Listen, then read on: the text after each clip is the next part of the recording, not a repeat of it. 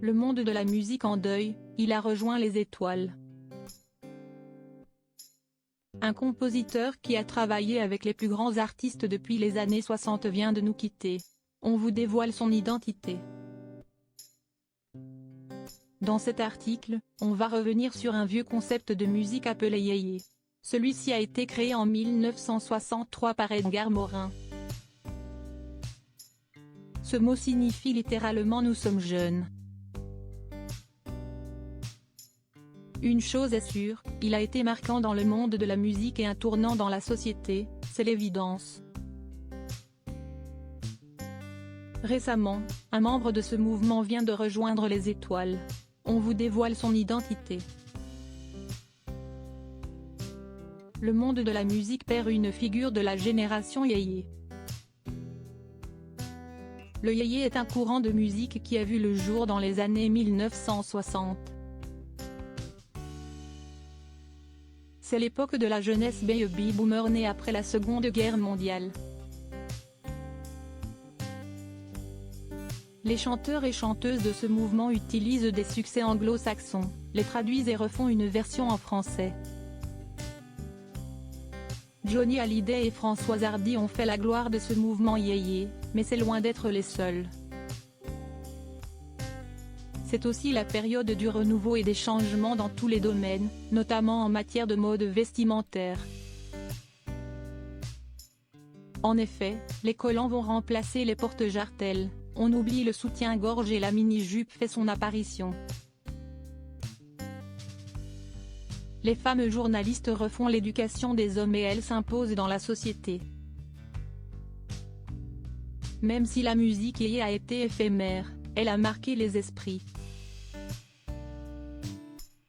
Très vite, en 1964, celui-ci sera remplacé par le protest son de Joan Baez et Bob Dylan ou encore des groupes anglais, les Beatles, les Stones, les Who. Le mouvement yéyé de courte durée, mais dont on se souvient encore. La musique yéyé va disparaître, mais pas cette génération des baby boomers. C'est grâce à ces personnes de cette époque qu'en 1968, la liberté individuelle va apparaître. Ensuite, ce sera la mode des hippies avec le rejet du monde de consommation.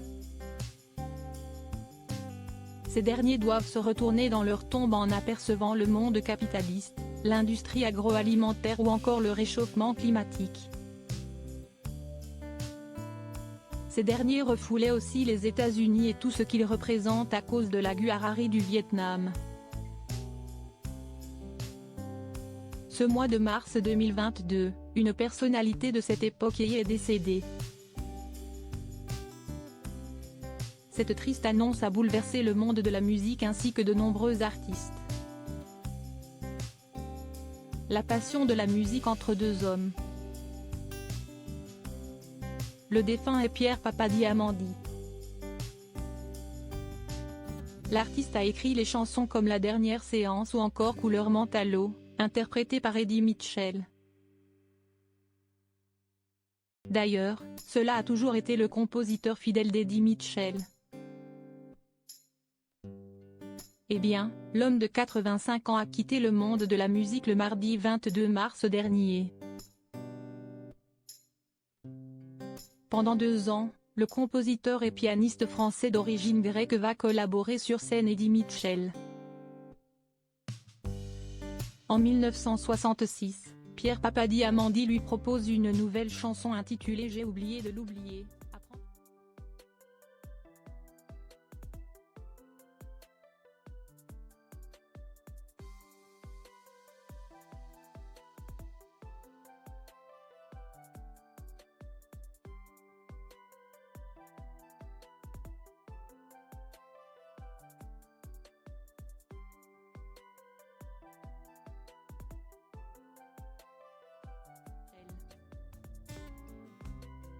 En effet, dans les classiques, on peut citer le crooner, C'est facile, La Dernière Séance, Couleur Mentalo. Le cimetière des éléphants, comme Quand j'étais môme mais aussi un portrait de Norman Rockwell. Si vous ne le saviez pas, Pierre Papadiamandi a aussi composé pour Michel Delpech, la chanson Que Marianne était jolie. De plus, il a aussi collaboré avec les plus grands de son époque comme Ray Charles, Françoise Hardy, Céline Dion et même Grace Jones.